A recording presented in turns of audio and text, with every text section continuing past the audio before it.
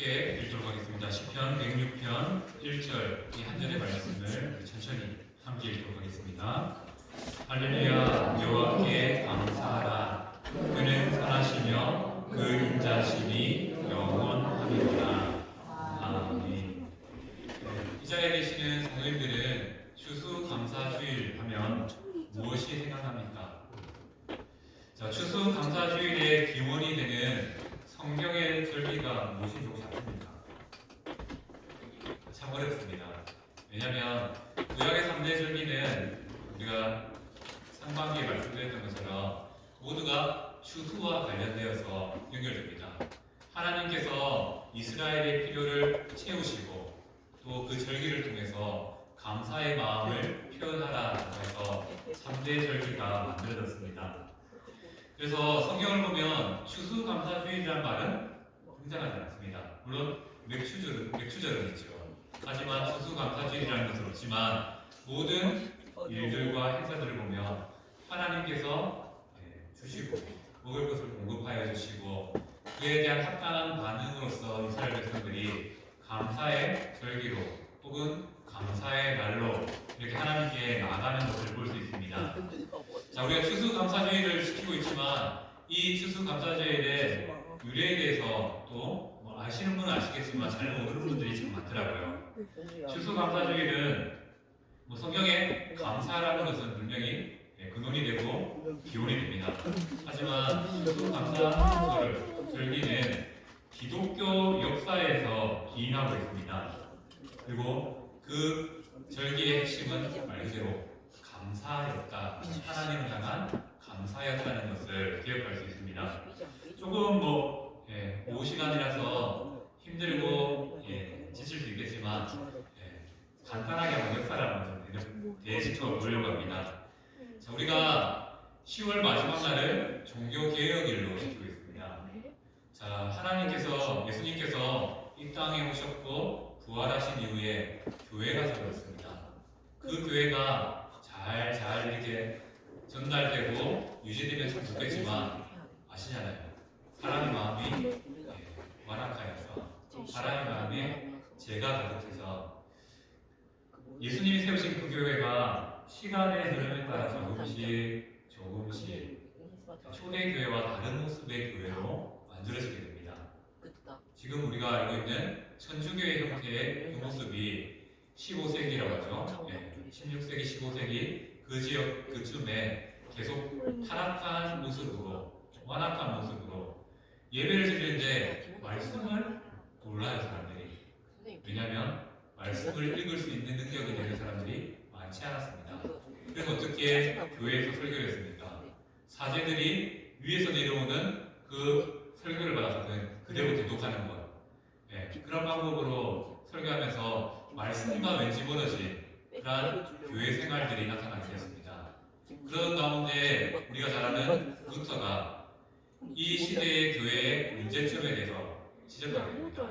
대표적으로 돈만 내면 천국 간다고 하는데 그거 성경에 없다. 그것을 이제 방방문으로 붙이게 되었고 그것이 계기가 되어서 타락한 교회가 다시 원래대로의 교회로 돌아오는 종교 개혁을 이루게 됩니다. 오해하지 말아야 될 것은 천주교에서 개신교가 나온 게 아니라요. 개신교가 타락한 게 천주교고 그 타락한 천주교로부터 다시 개신, 그렇죠? 다시 나온 것이 초대교회로 돌아가는 것이 개신교입니다. 그래서 예수님이 이 땅에 세우신 교회로 돌아가고자 하는 그 흐름이 그 당시 만들어지게 되었습니다. 그러던 와중 영국이라는 나라가 그 중심에 서게 됩니다. 영국의 엘리자베스 여왕도 들어보셨을 거고요. 헨리 8세도 들어보셨을 겁니다. 영국의 국교가 뭔지 아십니까? 기독교라고 알려져 있습니다. 그런데 영국의 국교는 기독교 중에도 성공회라고 합니다. 성공회 하면 좀 낯설죠. 우리 대표적인 사람이 혹시 셀도 목사님인가요? 밥도 목사님. 그분이 옷을 입을 때 어떻게 됩니까? 그분이 차이 없이 천주교 비슷한 옷을 잘 쓰니까 그분이 성공회의 대표적인 인물 중에 한 분입니다. 성공회가 어떤 색깔이냐면 천주교와 기독교의 딱 중간에 있습니다. 딱 중간에 있습니다. 그 말은 기독교에서 말하는 의지의 원리도 같지만 천주교에서 말하는 행위의 원리도, 구원에 있어서 행위의 원리도 함께 같습니다. 그래서 성공회가 그 목사님처럼 바꿔 살고 하는 이유가 하나가 뭐냐면 행위의 선함이 자신의 구원을 이룬다는 그런 것들이 조금 있기 때문입니다. 바로 영국의 국교가 기독교 성공회입니다. 그러한 성공회가 안타까운 일을 당하게 되죠. 그 당시에 왕이었던 엘리자베스 헨리 8세가 수장령을 내립니다. 뭐냐면 교회의 머리는 하나님이 아니라 왕이, 영국의 왕이 내다. 그래서 나의 지시를 따라야 된다라고 이렇게 선포하게 됩니다. 그러니 어떻게 됩니까? 교회가 이제 반발이 되죠. 어떻게 교회의 주인이 왕이 될 수 있냐? 하나님인데. 그래서 반대의 움직임들이 나타나게 됩니다. 그 반대의 움직임들의 핵심되는 인물들의 이름을 청교도라고 말합니다. 바르지 않은 교회를 바라보면서 이거 바르게 해야 된다라고 주장하게 됩니다. 그래서 청교도들이 그 나라 가운데, 영국 교회 가운데 남아서 끝까지 투쟁한 사람들이 있고요. 그리고 핍박이 힘들어서 밖으로 튕겨나간 사람들이 있습니다. 우리가 잘 아는 이 청교도가 미국으로 건너가게 된 배경이 무엇이냐면 이겁니다. 영국 교회가 기독교를 탄압하니까 바른 신앙을 유지하기 위해서 하나님을 잘 믿으려고 이들이 배를 타고 미국으로 넘어가게 됩니다. 우리가 잘 아는 메이플라워로 그 배를 타고 102명의 청교도인들과 또 미국을 개척하려는 100여 명의 사람들이 함께 한 배를 타고 미국으로 넘어가게 됩니다. 그리고 이 청교도들이 미국의 매사추세츠 케이프 가든에 도착해서 정착하게 됩니다. 물론 여기 함께 갔던 개척자들은 자기들의 길을 갔겠죠. 금을 찾아가고 또 사람들을 노예로 잡아가는 일들을 하기 위해서 갔고요. 이 청교도들은 이 자리에 딱 자리 잡고 정착합니다. 그러면서 무슨 일을 했을까요? 농사를 배웠습니다. 농사를 배우는데 그 지역의 농사를 누가 제일 잘할까요? 원주민들이 잘합니다. 그래서 우리가 잘 알다시피 미국의 원주민은 인디언으로 잘 알려져 있죠. 그 인디언들이 이 청교도들을 열심히 도왔습니다. 이들도 열심히 도왔고요. 서로가 이렇게 도우면서 열심히 생활했습니다. 그래서 첫해 농사를 지었죠. 감자도 심고 옥수수도 심고 이렇게 1년이라는 시간이 지나서 추수를 얻게 됩니다. 자, 102명이라는 사람이 농사 지으면 얼마나 많은 당들을 거둘 수 있을까요? 우리가 저기 농원에 감자 심었을 때 많은 것들을 거둔 것들을 봤습니다.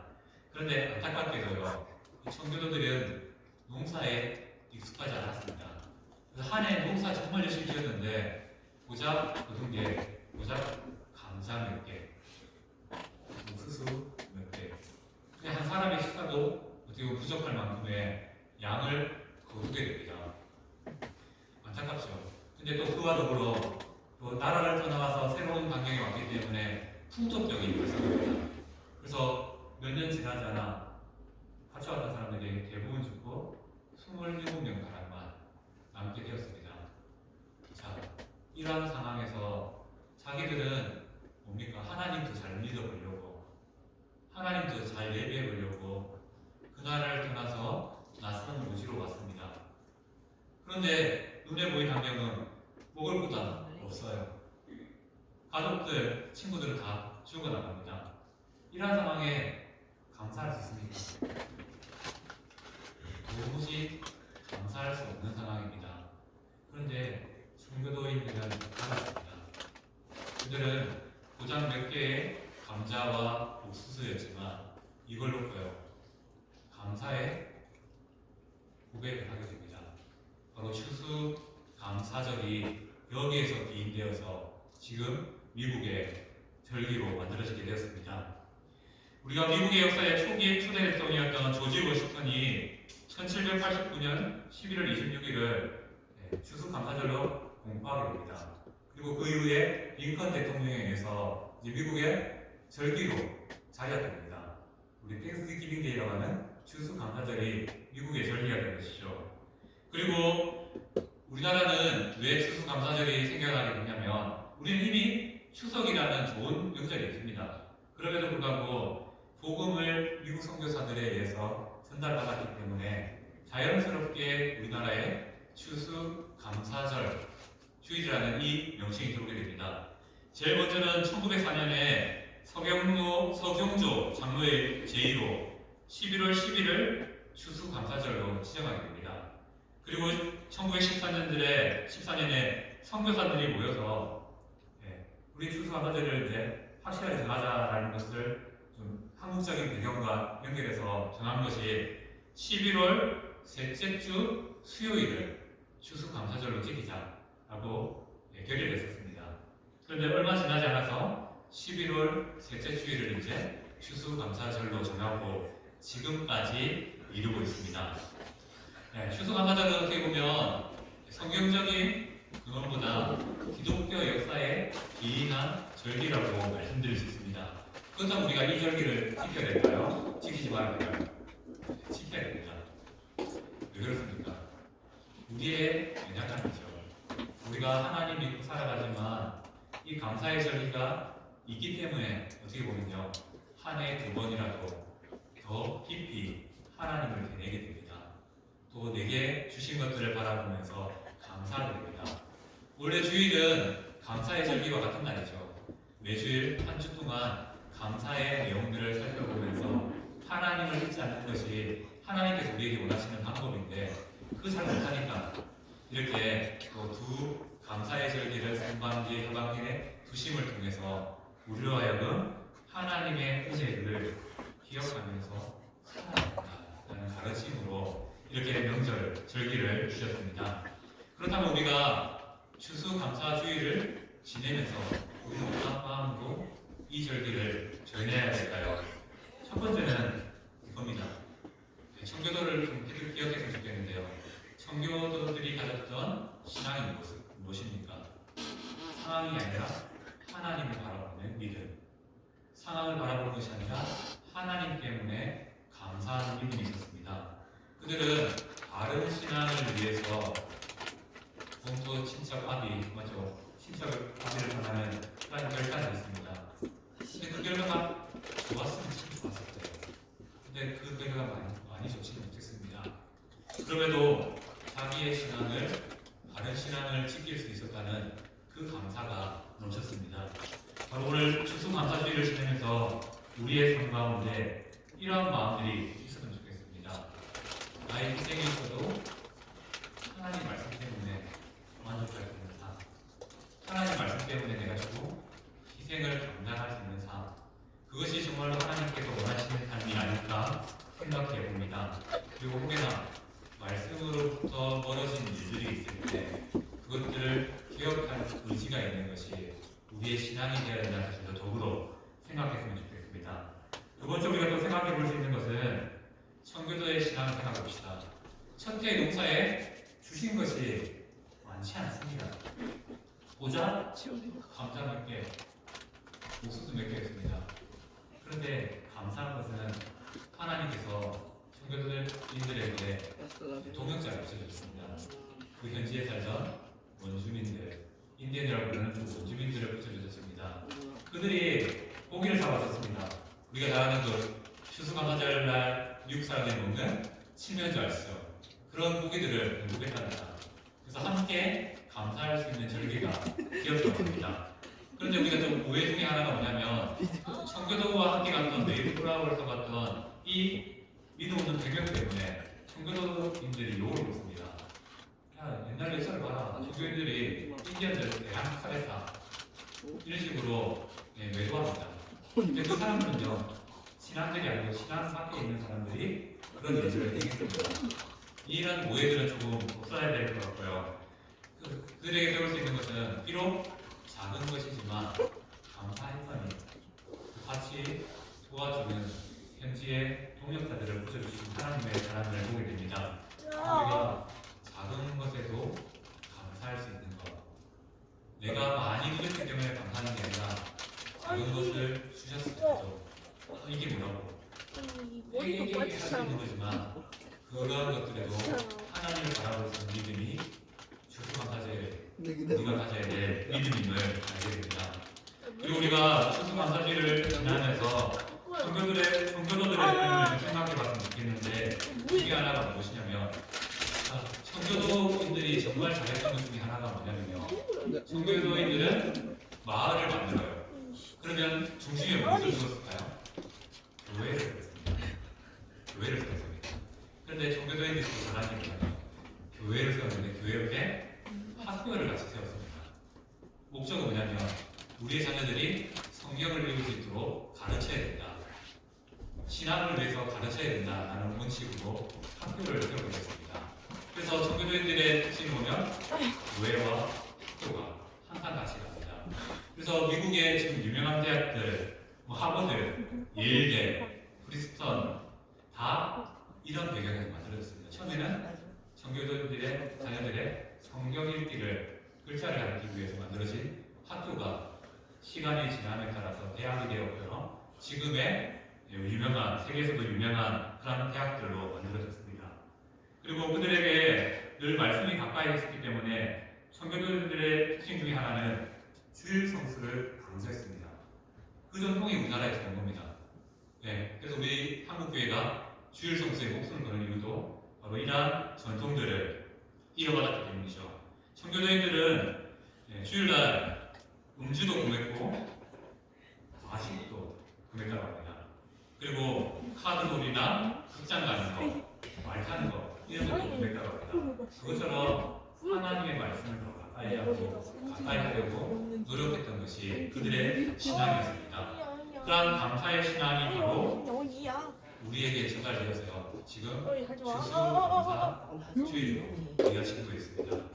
성경에 없기 때문에 이 절기를 지켜야 되냐라고 물으시면 저는 할 말 없습니다. 하지만 감사의 원리는 성경에 나옵니다. 하나님 원하시는 감사의 삶은 성경에 나오기 때문에 그 성경의 원리를 따라서 우리는 감사의 신앙으로 살아야 될 것입니다. 말씀을 정리하겠습니다. 감사의 신앙은 무엇이겠습니까? 바른 신앙을 위한 결단이 바로 감사의 신앙입니다. 나의 희생이 있어도 그 말씀을 지키기 위해서 살아가는 삶이 감사신앙입니다. 두 번째, 감사신앙은 무엇인가? 작은 것이라도 하나님이 주셨음을 인정하면서 감사해 나가는 것, 하나님을 기억하는 삶이 감사의 신앙입니다. 그리고 감사신앙은 무엇입니까? 어쨌든 말씀을 가까이 하기 위해서 말씀 위에 살아가려고 노력하는 삶, 그것이 바로 감사의 신앙이라고 생각되십니다. 오늘 추수감사주일을 맞이해서 이 자리에 앉은 성도님들의 삶 가운데 말씀에 대한 감사가 넘쳤으면 좋겠고요. 그 말씀을 지키려는 강한 의지가 있었으면 좋겠고요. 하나님께서 내게 주신 게 많지 않은 것 같은데 라고 생각이 들 수도 있을 거라 생각되십니다. 하지만 생각해 보십시오. 우리가 생각만 조금 바꾸면요 감사의 생각입니다. 그래서 이렇게 말하죠. 감사는 선택이라고. 신앙에 있어서 감사는 선택이라고. 그 선택을 하면요 감사 때문에 하나님을 더 깊이 체험하게 되고요 가까이 하게 됩니다. 반대로 그 감사를 선택하지 못하면 어떨까요? 하나님과 조금 더 원해지고 멀어지고 삶이 좀 우울해지고 은혜가 사라지고 그렇게 된다는 겁니다. 그래서 우리가 의도적으로도 감사를 선택할 수 있는 지혜가 있었으면 좋겠습니다. 왜요? 그 속에